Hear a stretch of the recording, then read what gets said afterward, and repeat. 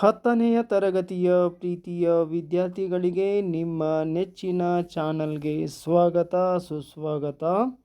ಪ್ರೀತಿಯ ವಿದ್ಯಾರ್ಥಿಗಳೇ, ಇವತ್ತು ನಾವು unit number 4 the 2 great musicians, ಇಲ್ಲಿ ಇಬ್ಬರು ಮಹಾನ್ ಸಂಗೀತಗಾರರು ಅಥವಾ ಇಬ್ಬರು ಶ್ರೇಷ್ಠ ಸಂಗೀತಗಾರರು ಅನ್ನುವಂತಹ ಪಾಠವನ್ನು ಕನ್ನಡದಲ್ಲಿ ಇದನ್ನು ಅರ್ಥೈಸಿಕೊಳ್ಳುತ್ತಾ ಸಾಗೋಣ.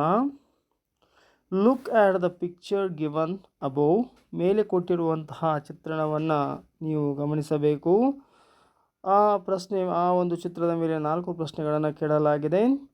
Have you attend such a program? ಇಂತಹ ಯಾವುದಾದರೂ ಕಾರ್ಯಕ್ರಮಕ್ಕೆ ನೀವು ಹಾಜರಾಗಿದ್ದೀರಾ? Who is your favourite musician or singer? ನಿಮ್ಮ ನೆಚ್ಚಿನ ಗಾಯಕ ಯಾರು ಅಥವಾ ಸಂಗೀತಗಾರ ಯಾರು ಅಂತ ಪ್ರಶ್ನೆ ಕೇಳಲಾಗಿದೆ. 3ನೆಯ ಪ್ರಶ್ನೆ ಈ ರೀತಿಯಾಗಿದೆ. Why do you like her or him? ಹಾಗಾದರೆ ಆ ಮ್ಯೂಸಿಷಿಯನ್ ಅಥವಾ ಆ ಗಾಯಕನನ್ನು ನೀವು ಏಕೆ ಇಷ್ಟಪಡ್ತೀರಿ ಅಂತ ಪ್ರಶ್ನೆಯನ್ನು ಕೇಳಲಾಗುತ್ತಿದೆ. 4ನೇದಾಗಿ which is your favourite song? ನಿಮ್ಮ ನೆಚ್ಚಿನ ಒಂದು ಸಾಂಗ್ ಅಥವಾ ಹಾಡು ಯಾವುದು ಅಂತ ಇಲ್ಲಿ ಪ್ರಶ್ನೆಯನ್ನು ಕೇಳಲಾಗಿದೆ. ಸೊ ವಿದ್ಯಾರ್ಥಿಗಳೇ, some people like classical music. ಕೆಲವು ಜನರಿಗೆ ಸಾಂಪ್ರದಾಯಿಕ ಸಂಗೀತ ತುಂಬ ಇಷ್ಟ ಆಗುತ್ತೆ. ಆದರೆ ಇನ್ನು ಕೆಲವರಿಗೆ and some people light music, ಕೆಲವರಿಗೆ ಹಗುರ ಸಂಗೀತ ತುಂಬ ಇಷ್ಟ ಆಗುತ್ತೆ. ಇನ್ ಇಂಡಿಯಾ, ಭಾರತದಲ್ಲಿ, ವಿ ಎಂಜಾಯ್ ಹಿಂದೂಸ್ತಾನಿ ಮ್ಯೂಸಿಕ್. ನಾವು ಹಿಂದೂಸ್ತಾನಿ ಸಂಗೀತವನ್ನು ಇನ್ ದ ನಾರ್ತ್ ಅಂದರೆ ಉತ್ತರದ ಭಾಗದಲ್ಲಿ ಹಿಂದೂಸ್ತಾನಿ ಸಂಗೀತವನ್ನು ಮತ್ತು and Carnatic music in the south, ದಕ್ಷಿಣದಲ್ಲಿ ನಾವು ಕರ್ನಾಟಿಕ್ ಮ್ಯೂಸಿಕನ್ನು ಎಂಜಾಯ್ ಮಾಡ್ತೀವಿ.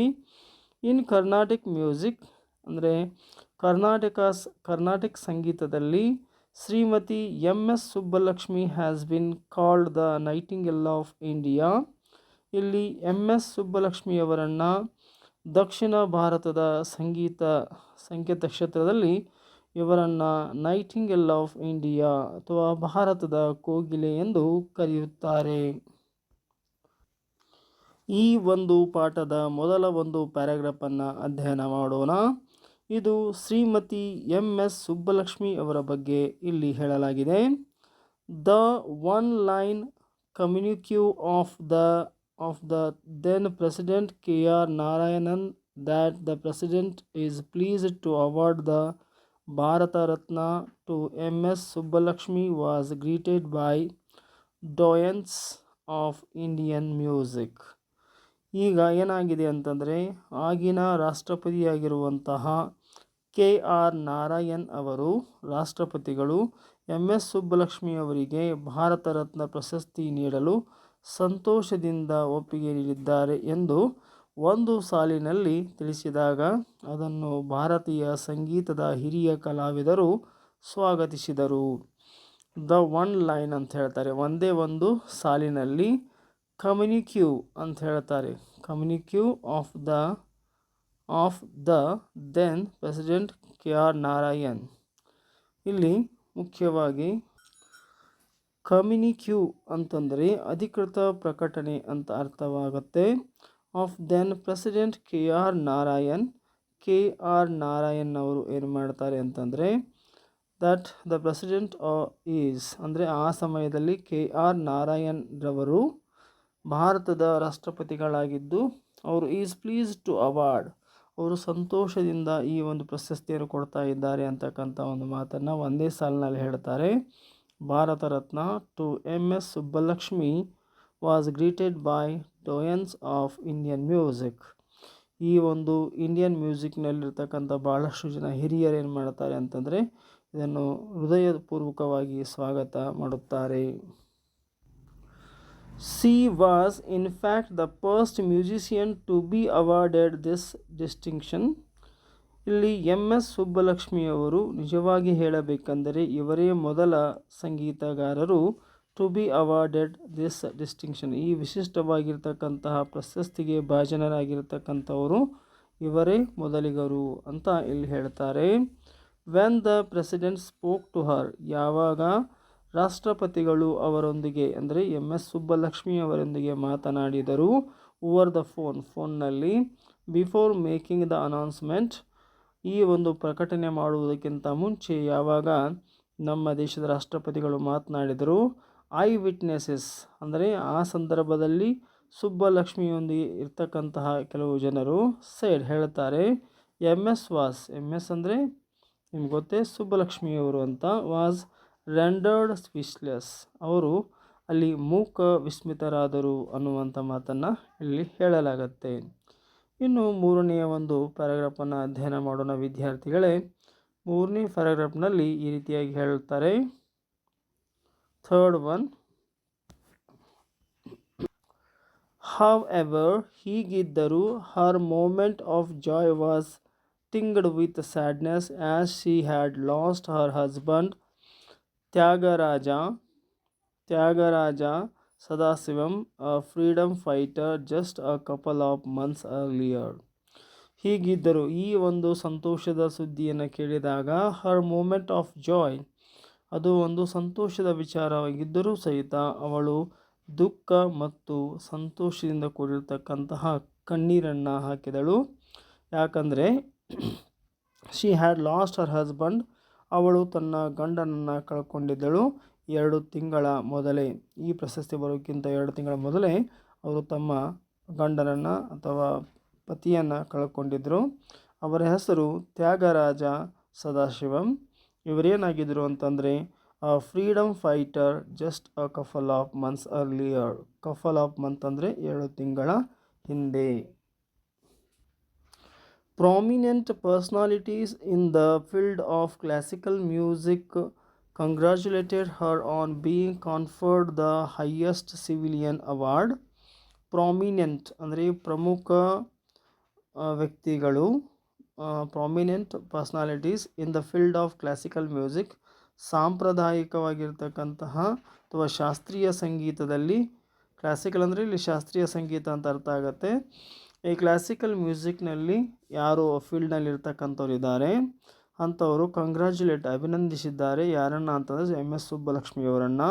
ಹರ್ on being conferred the highest civil award, ಇದು ಭಾರತ ರತ್ನ ಅಂತಕ್ಕಂಥದ್ದು ಹೈಯೆಸ್ಟ್ ಅತ್ಯುನ್ನತವಾಗಿರ್ತಕ್ಕಂತಹ ನಾಗರಿಕ ಪ್ರಶಸ್ತಿ. ಈ ಪ್ರಶಸ್ತಿಯನ್ನು ಯಾವಾಗ ಅವರು ಕನ್ಫರ್ಡ್ ಅಂದರೆ ಭಾಜನರಾದರು, ಆವಾಗ ಇವರಿಗೆ ಅಭಿನಂದನೆಗಳನ್ನು ಸಲ್ಲಿಸಿದರು ಈ ಒಂದು ಕ್ಷೇತ್ರದ ಪ್ರಮುಖರು. ರಿನೌಡ್ ಪ್ರಸಿದ್ಧ ವೊಕಾಲಿಸ್ಟ್ ಪಂಡಿತ್ ಜಸ್ರಾಜ್ ಅಂತಕ್ಕಂಥವರು, ಇವರು ಒಬ್ಬ ಮಹಾನ್ ಸಂಗೀತಗಾರರು. said the event was a moment of glory for classical music in the golden jubilee year of India's independence. Jasraj ಅವರು ಏನು ಮಾಡ್ತಾರೆ ಅಂದರೆ ಈ ಒಂದು ಘಟನೆಯನ್ನು ಭಾಳಷ್ಟು ಗ್ಲೋರಿ ಅಂತ ಹೇಳಿ ತುಂಬ ವೈಭವಿತವಾಗಿರ್ತಕ್ಕಂಥ ಒಂದು ಗಳಿಗೆ, ಯಾವುದಕ್ಕೆ ಅಂತಂದರೆ ಶಾಸ್ತ್ರೀಯ ಸಂಗೀತಕ್ಕೆ ಅಂತ ಹೇಳ್ತಾರೆ. ಯಾವ ಸಂದರ್ಭದಲ್ಲಿ ಅವರಿಗೆ ಈ ಒಂದು ಪ್ರಶಸ್ತಿ ಕೊಡಲಾಯಿತು ಅಂತಂದರೆ the golden jubilee year of India's independence, ಭಾರತೀಯ ಒಂದು ಏನು ಸ್ವಾತಂತ್ರ್ಯ ಸುವರ್ಣ ಮಹೋತ್ಸವ ಸಂದರ್ಭದಲ್ಲಿ ಇದನ್ನು ಅವರಿಗೆ ಕೊಡಲಾಯಿತು ಅಂತ ಹೇಳ್ತಾರೆ. ಇನ್ನು ಮುಂದುವರೆದು ಬಿಟ್ಟು ಡೋಯನ್ ಅಂತಂದರೆ ಕರ್ನಾಟಕ ಸಂಗೀತದ ಹಿರಿಯ ವಿದ್ವಾಂಸರು ಅಂತ ಕರಿತೇವೆ ಅಥವಾ ಹಿರಿಯರು ಅಂತ ಹೇಳ್ಬೋದು.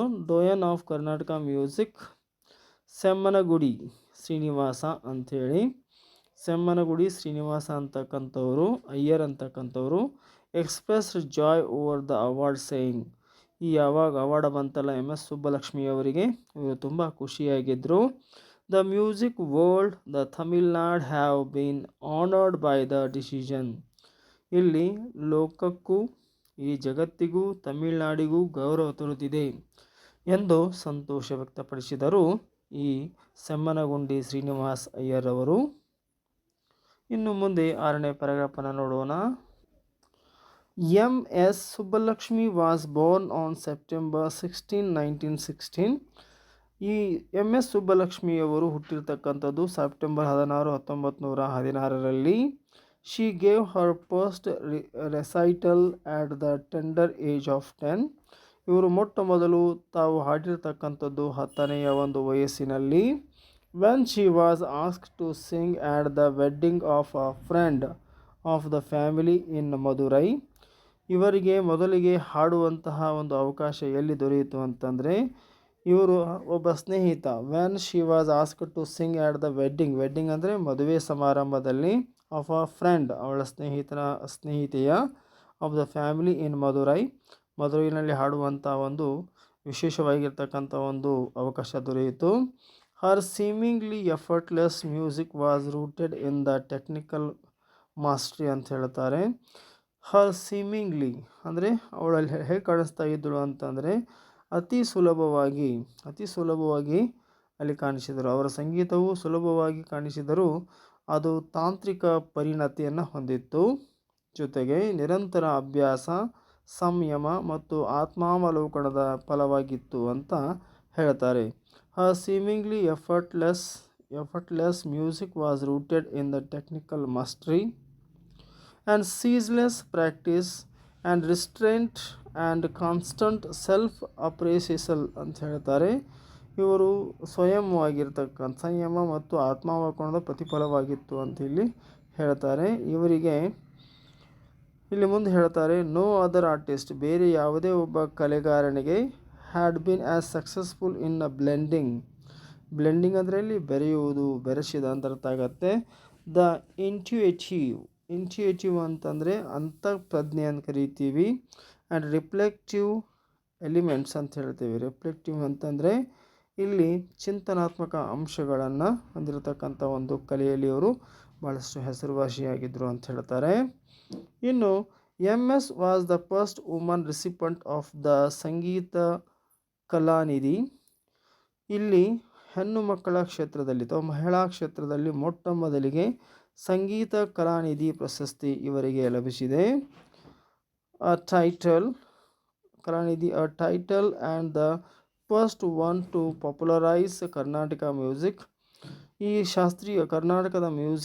ಕರ್ನಾಟಕ ಶಾಸ್ತ್ರೀಯ ಮ್ಯೂಸಿಕ್ ಏನಿದೆ ಇದನ್ನು ಜನಪ್ರಿಯಗೊಳಿಸಿದವರಲ್ಲಿ ಇವರೇ ಮೊದಲಿಗರು. ಇನ್ ನಾರ್ತ್ ಇಂಡಿಯಾದಲ್ಲಿ ಅಂದರೆ ಉತ್ತರ ಭಾರತದಲ್ಲಿ, ಆ್ಯಂಡ್ ಇನ್ ದ ವೆಸ್ಟ್ ಅದೇ ರೀತಿಯಾಗಿ ಪಶ್ಚಿಮದಲ್ಲಿಯೂ ಸಹಿತ.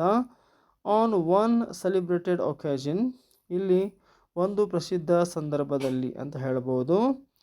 ಒಂದು ಪ್ರಸಿದ್ಧ ಸಂದರ್ಭದಲ್ಲಿ ಏನಾಯಿತು ಅಂತಂದರೆ Mahatma Gandhi requested her to sing his favourite bhajana for him. Mahatma ಗಾಂಧೀಜಿಯವರು ಇವರಿಗೆ ವಿನಂತಿ ಮಾಡಿಕೊಳ್ಳುತ್ತಾರೆ, ಯಾರಿಗೆ? ಸುಬ್ಬಲಕ್ಷ್ಮಿಯವರಿಗೆ. ಏನಂತೇಳಿ? ಟು ಸಿಂಗ್ ಹೀಸ್ ಫೇವರೆಟ್ ಭಜನಾ, ಅವರ ಒಂದು ನೆಚ್ಚಿನ ಒಂದು ಭಜನೆಯನ್ನು ಹಾಡುವಂತೆ ಕೇಳಿಕೊಳ್ಳುತ್ತಾರೆ. MS ಹ್ಯಾಡ್ ಅಂದರೆ ಇಲ್ಲಿ ಸುಬ್ಬಲಕ್ಷ್ಮಿಯವರು ಏನು ಮಾಡ್ತಾರೆ, had won many awards and accolades ಅಂತ ಹೇಳ್ತಾರೆ. ಅಂದರೆ ಈ MS ಸುಬ್ಬಲಕ್ಷ್ಮಿಯವರು ಭಾಳಷ್ಟು ಅವಾರ್ಡ್ಗಳನ್ನು ಗೆದ್ದುಕೊಂಡಿದ್ದಾರೆ. ಅದೇ ರೀತಿಯಾಗಿ ಅಕೋಲೇಟ್ಸ್ ಅಂತಂದರೆ ಇಲ್ಲಿ ಗೌರವಗಳನ್ನು ಸಹಿತ ಅವರು ತಮ್ಮದಾಗಿಸಿಕೊಂಡಿದ್ದಾರೆ.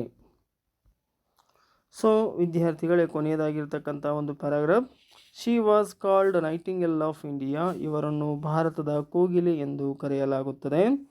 And was awarded Bharat Ratna, ಇವರಿಗೆ ಭಾರತದ ಅತ್ಯುನ್ನತ ನಾಗರಿಕ ಪ್ರಶಸ್ತಿಯಾಗಿರ್ತಕ್ಕಂತಹ ಭಾರತ ರತ್ನ ಪ್ರಶಸ್ತಿಯನ್ನು 1998ರಲ್ಲಿ ನೀಡಲಾಯಿತು. MS breathed her last on December 11, 2004 at Chennai. ಇವರು ಕೊನೆಯದಾಗಿ ಉಸಿರನ್ನು ತೆಗೆದುಕೊಂಡಿರ್ತಕ್ಕಂಥದ್ದು ಅದು ಡಿಸೆಂಬರ್ 11, 2004ರಂದು ಇವರು ಚೆನ್ನೈನಲ್ಲಿ ನಿಧನರಾದರು. Any account of Indian playback music must start and end with Lata Mangeshkar. ಪ್ರೀತಿಯ ವಿದ್ಯಾರ್ಥಿಗಳೇ, ಇನ್ನು ಎರಡನೆಯ ಅತ್ಯಂತ ಶ್ರೇಷ್ಠ ಸಂಗೀತಗಾರರಾಗಿರ್ತಕ್ಕಂತಹ ಲತಾ ಮಂಗೇಶ್ಕರ್ ಅವರ ಬಗ್ಗೆ ಇವತ್ತು ಮತ್ತೆ ಅಧ್ಯಯನ ಮಾಡ್ತಾ ಸಾಗ್ತಾ ಇದ್ದಾವೆ. ವಿದ್ಯಾರ್ಥಿಗಳೇ, ಈಗ ಎರಡನೆಯ ಶ್ರೇಷ್ಠ ಸಂಗೀತಗಾರ್ತಿಯಾಗಿರುವಂತಹ ಲತಾ ಮಂಗೇಶ್ಕರ್ ಅವರ ಬಗ್ಗೆ ಇವತ್ತು ಅಧ್ಯಯನ ಮಾಡೋಣ. Any account of Indian playback music must start and end with Lata Mangeshkar. ಇಲ್ಲಿ ಭಾರತೀಯ ಹಿನ್ನೆಲೆ ಗಾಯನದ ಬಗ್ಗೆ ಮಾತನಾಡುವಾಗ ಆರಂಭವು ಲತಾ ಮಂಗೇಶ್ಕರ್ ಅವರಿಂದಲೇ ಆಗುತ್ತದೆ, ಅಂತ್ಯವು ಅವರಿಂದಲೇ ಆಗಬೇಕು ಅನ್ನುವಂಥ ಮಾತನ್ನು ಇಲ್ಲಿ ಹೇಳಲಾಗಿದೆ. Any account of Indian playback ಅಂತಂದರೆ ಗೊತ್ತಾತಲ್ಲ, ಭಾರತೀಯ ಹಿನ್ನೆಲೆಯ ಗಾಯನದ ಬಗ್ಗೆ. Born on September 28, 1929. ಇವರು ಹುಟ್ಟಿರ್ತಕ್ಕಂಥದ್ದು ಸೆಪ್ಟೆಂಬರ್ ತಿಂಗಳ 28ನೆಯ ತಾರೀಕು 1929 ಆಟ್ ಇಂದೋರ್ನಲ್ಲಿ ಜನಿಸಿದರು. Lata Mangeshkar has been active in all walks of Indian popular and light classical music. ಇಲ್ಲಿ ಲತಾ ಮಂಗೇಶ್ಕರ್ ಅವರು ಹ್ಯಾಸ್ ಬಿನ್ ಆಕ್ಟಿವ್ ತುಂಬ ಕ್ರಿಯಾಶೀಲರಾಗಿದ್ದರು. In all walks of Indian popular ಭಾರತೀಯ ಜನಪ್ರಿಯವಾಗಿರ್ತಕ್ಕಂತಹ, ಲೈಟ್ ಭಾಳ ಹಗುರವಾಗಿರ್ತಕ್ಕಂಥ ಶಾಸ್ತ್ರೀಯ ಸಂಗೀತದಲ್ಲಿ. ಹ್ಯಾವಿಂಗ್ ಸಂಗ್ ಫಿಲ್ಮ್ ಸಾಂಗ್ಸ್, ಇವರು ಸಾಕಷ್ಟು ಫಿಲ್ಮ್ ಸಾಂಗ್ಗಳನ್ನು ಏನು ಮಾಡಿದ್ದಾರೆ ಅಂತಂದರೆ ಹಾಡಿದ್ದಾರೆ. ಅವರು ಚಲನಚಿತ್ರ ಗೀತೆಗಳನ್ನು ಸಹಿತ ಹಾಡಿದ್ದಾರೆ. ಇಲ್ಲಿ ಮುಖ್ಯವಾಗಿ ನಾವು ನೋಡ್ಬೋದು ಸಾಂಗ್ಸ್ ಹಾಡುಗಳನ್ನು, ಗಜಲ್ಗಳನ್ನು, ಭಜನಾ ಪದಗಳನ್ನು ಮತ್ತು ಪಾಪ್ ಹಾಡುಗಳನ್ನು ಸಹಿತ ಇವರು ಹಾಡಿದ್ದಾರೆ. She is the supreme voice of popular Indian music. ಇವರು ಜನಪ್ರಿಯವಾಗಿರ್ತಕ್ಕಂತಹ ಭಾರತೀಯ ಒಂದು ಸಂಗೀತದ ಒಂದು ಸರ್ವೋತ್ತಮವಾಗಿರ್ತಕ್ಕಂಥ ಧ್ವನಿಯಾಗಿದ್ದರು ಅಂತ ಇಲ್ಲಿ, ಅಥವಾ ಶ್ರೇಷ್ಠ ಧ್ವನಿಯಾಗಿದ್ದರು ಅಂತ ಹೇಳಬಹುದು. ಆ್ಯನ್ ಇಂಡಿಯನ್ ಇನ್ಸ್ಟಿಟ್ಯೂಷನ್, ಇವರನ್ನು ಒಂದು ಭಾರತೀಯ ಸಂಸ್ಥೆ ಎಂದು ನಾವು ಕರೆಯಬಹುದು. ಇವರನ್ನು ನಾವು ಭಾರತೀಯ ಒಂದು ಸಂಸ್ಥೆ ಎಂದು ಕರೆಯಬಹುದಾಗಿದೆ, ಅಥವಾ ಸಂಸ್ಥೆ ಅಂತ ಇದ್ದರು ಅಂತ ಹೇಳ್ಬೋದು. The Guinness book of records, Guinness book of records listed her as the most recorded artist in the world with not less than 30,000 also solo. ಇಲ್ಲಿ ಹೇಳ್ತಾರೆ ಅವರು, ಒಂದು ಇವ್ರ ಹೆಸರಿಂದ ಗಿನ್ನಿಸ್ ರೆಕಾರ್ಡ್ ಇದೆ, ಏನಂದರೆ ಬುಕ್ ಆಫ್ ರೆಕಾರ್ಡ್ಸ್ನಲ್ಲಿ ಇವರ ಹೆಸರಿದೆ. ಏನಂತ ಇದೆ ಅಂದರೆ ಮೋಸ್ಟ್ ರೆಕಾರ್ಡೆಡ್ ಆರ್ಟಿಸ್ಟ್, ಅಂದರೆ ಅತಿ ಹೆಚ್ಚು ಹಿನ್ನೆಲೆ ಗಾಯನವನ್ನು ಕೊಟ್ಟಿರ್ತಕ್ಕಂಥವ್ರು. ಸರಿಸುಮಾರು 30,000ಕ್ಕಿಂತ ಹೆಚ್ಚಿನ ಹಾಡುಗಳನ್ನು ಒಬ್ಬರೇ ಹಾಡಿರ್ತಕ್ಕಂಥದ್ದು, ಸೋಲೋ ಆಗಿರ್ತಕ್ಕಂಥ ಹಾಡುಗಳನ್ನು ಇವರು ಹಾಡಿದ್ದಾರೆ ಅಂಥೇಳಿ. ಇಲ್ಲಿ ಗಿನ್ನಿಸ್ ವಿಶ್ವ ದಾಖಲೆ ಪುಸ್ತಕವು 1948ರಿಂದ ಹಿಡ್ಕೊಂಡ್ಬಿಟ್ಟು ಇಲ್ಲಿಯವರೆಗೆ, ಅಂದರೆ 1987ರವರೆಗೆ 20 ಭಾರತೀಯ ಭಾಷೆಗಳಲ್ಲಿ 30,000ಕ್ಕೂ ಹೆಚ್ಚು ಏಕ, ದ್ವಯ ಮತ್ತು ಗಾಯನ ತಂಡದ ಹಾಡುಗಳನ್ನು ರೆಕಾರ್ಡ್ ಮಾಡಿದ, ವಿಶ್ವದ ಅತಿ ಹೆಚ್ಚು ಹಾಡುಗಳನ್ನು ರೆಕಾರ್ಡ್ ಮಾಡಿದ ಕಲಾವಿದೆ ಹಾಗೆ ಅವರು ಪಟ್ಟಿ ಮಾಡಿದೆ. ಇಂದಿಗೆ ಈ ಸಂಖ್ಯೆ 40,000ಕ್ಕೂ ಹೆಚ್ಚಿರಬಹುದು ಅಂತ ಹೇಳ್ತಾರೆ. ಅಂದರೆ duet and chorus backed songs recorded in 20 Indian languages, 20 ಭಾಷೆಗಳಲ್ಲಿ ಇವರು ಹಾಡುಗಳನ್ನು ಹಾಡಿದ್ದಾರೆ. Between 1948 to 1987, today the number might have reached about 40,000. ಅವರು ಹಾಡಿರ್ತಕ್ಕಂಥ ಹಾಡುಗಳ ಸಂಖ್ಯೆ ಇವತ್ತು 40,000ಕ್ಕೆ ಬಂದು ತಲುಪಿರಬಹುದು. ದೀನಾನಾಥ್ ಮಂಗೇಶ್ಕರ್, ಹರ್ ಫಾದರ್, ಅವರ ತಂದೆಯ ಹೆಸರು ದೀನಾನಾಥ್ ಮಂಗೇಶ್ಕರ್. ಓನ್ಡ್ ಅ ಥಿಯೇಟ್ರಿಕಲ್ ಕಂಪನಿ, ಇವರು ಒಂದು ನಾಟಕ ಕಂಪನಿಯನ್ನು ಹೊಂದಿದ್ದರು. And was reputed classical singer, ಇವರು ರೆಪ್ಯೂಟ್ ಆಗಿರ್ತಕ್ಕಂಥ ಒಬ್ಬ ಕ್ಲಾಸಿಕಲ್ ಶಾಸ್ತ್ರೀಯ ಸಂಗೀತದ ಒಬ್ಬ ಸಂಗೀತಗಾರರಾಗಿದ್ದರು ಮತ್ತು ಪ್ರಸಿದ್ಧ ಶಾಸ್ತ್ರೀಯ ಗಾಯಕರು ಸಹಿತ ಇವರು ಆಗಿದ್ದರು. He gave Har singing lessons, ಅವರು ತನ್ನ ಮಗಳಿಗೆ ಏನು ಮಾಡಿದರು ಅಂದರೆ ಸಿಂಗಿಂಗ್ ಲೆಸನ್ಸ್ಗಳನ್ನು ಹೇಳಿಕೊಟ್ರು. From around the age of 5, ಯಾವಾಗ ಅವರ ಮಗಳಿಗೆ 5 ವರ್ಷ ತುಂಬಿತ್ತಲ್ಲ ಆ ಸಮಯದಲ್ಲಿ ಅವಳಿಗೆ ಹೇಳಿಕೊಟ್ರು. Her god given musical gifts, her god ಅವಳ ದೇವರು ಅವಳಿಗೆ ಈ ಒಂದು ಮ್ಯೂಸಿಕನ್ನು ಗಿಫ್ಟ್ ಆಗಿ ಕೊಟ್ಟಿದ್ದಾನೆ. Meant that she could master the vocal exercises, ಇವರು ದೇವರು ಕೊಟ್ಟ ಸಂಗೀತದ ಪ್ರತಿಭೆಯಿಂದಾಗಿ ಅವರು ಬಹಳ ಸುಲಭವಾಗಿ ಹಾಡುವ ಅಭ್ಯಾಸಗಳನ್ನು ಕಲಿತರು. ಮುಂದೇನು ಮಾಡಿದ್ರು ಅಂತ ನೋಡೋಣ. Effortlessly on first pass and from early on she was recognised as being a highly gifted singer, ಇವರನ್ನು ಭಾಳಷ್ಟು ಪ್ರತಿಭಾವಂತ ಗಾಯಕಿ ಎಂದು ಸಹಿತ ಗುರುತಿಸಲಾಗತ್ತೆ, ಚಿಕ್ಕ ವಯಸ್ಸಿನಿಂದಲೂ ಸಹಿತ. ಇನ್ನು ಮುಂದಿನ ಒಂದು ಪ್ಯಾರಾಗ್ರಾಫ್ ನೋಡೋಣ. ಹವೆವರ್, ಹೀಗಿದ್ದರೂ, ವೆನ್ ಹರ್ ಫಾದರ್ ಡೈಡ್, ಯಾವಾಗ ಅವರ ತಂದೆಯವರು 1942ರಲ್ಲಿ ತೀರಿಕೊಂಡರು. The onus of being the breadwinner of the family fell on the Lata.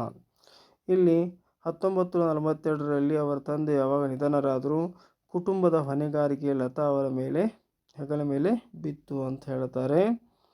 Between 1942 to 1948, she acted in as many as 8 films in Hindi.